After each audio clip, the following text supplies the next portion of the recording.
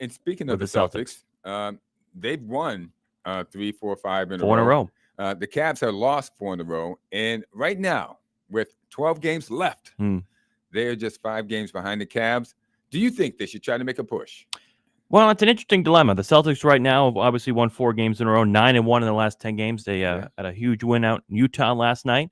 They continue their trek out in the Northwest tomorrow evening on Sunday up in Portland. Jaylen Brown missed last night's game, going to miss the game in Portland as well with a knee injury. So, Clay, I think the Celtics are certainly in a dilemma here where we're for the one time this year, we're seeing the Cleveland Cavaliers start to falter a little bit here. And we haven't. We've been waiting for it. Toward the finish line. Right. We've been waiting for it. We've talked about it. When is Cleveland going to start to fall? If they are going to fall.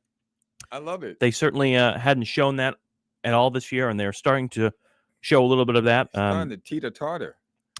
Remains to be seen in the next 12 games here as we head to the playoffs if that 4-game stumble rather is a continual stumble, or that's just or just a little bit of a fluke. They start going head first instead of stumbling. They start staggering. But I mean, I think right now, Clay. I mean, I'm content with the Celtics staying the course, playing good basketball. Don't push the envelope too hard, because if you do that, well, you could have a significant injury to Kristaps, Porziņģis, or somebody. And the Celtics are very lucky what they have a team right now. But I'm not going to say they're a healthy team, because I don't think they're a healthy team. I think at any point, any one of these guys can go down with a significant injury, and that's just the way they are.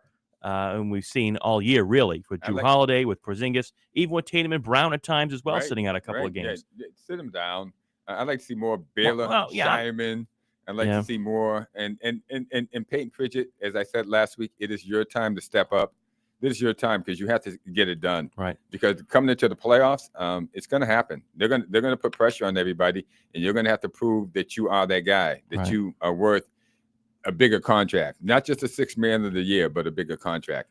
So we have that guy. Sam Hauser has to take a bigger role, and the guys that they've signed.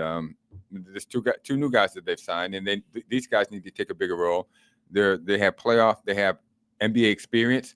They're going to need to be the guys to step up in these last 12 games and make a name for themselves and for the team, get it done, and go into the playoffs with a rocket tied on their back, ready to go.